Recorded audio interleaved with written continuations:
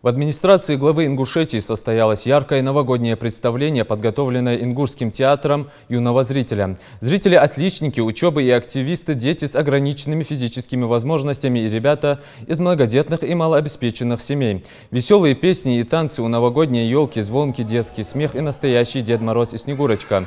Долгожданная мечта мальчишек и девочек. Около 300 маленьких жителей республики побывали на елке в резиденции главы Ингушетии, превращенные на время в сказочное царство, и получили желанные подарки. Дорогих гостей с наступающим Новым годом поздравил Юнусбек Евкуров.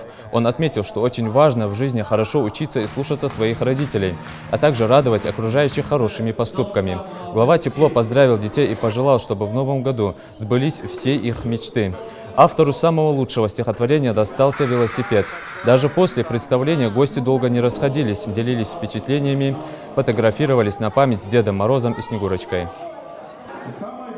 Нам же Дед Мороз приносит всегда подарки? Да! Да? Да! Снегурочка приходит, тогда у нас все получается как сказки. И подарки, и веселье. Поэтому он сам волшебник. А я просто тот, который со своей командой делает все, чтобы вам было хорошо. Чтобы детские садики были, чтобы школы были, чтобы учились хорошо, росли хорошо, были здоровые и дружные. Поэтому всем, кто здесь будет читать стишки, рассказывать сказки, рассказы, Дед Мороз и Снегурочка будут дарить вам подарки. Поэтому постарайтесь.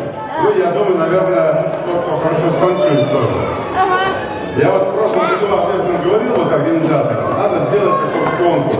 Лучший наряд. Вот столько нарядов девочек, мальчиков, можно было целую такую галерею нарядов сделать и показать. Как нужно детишкам давать радость. Дорогие родители, в первую очередь к вам обращаюсь. Я поздравляю всех нас, взрослых, с наступающим Новым годом. Чтобы у нас детишки, главное, не болели,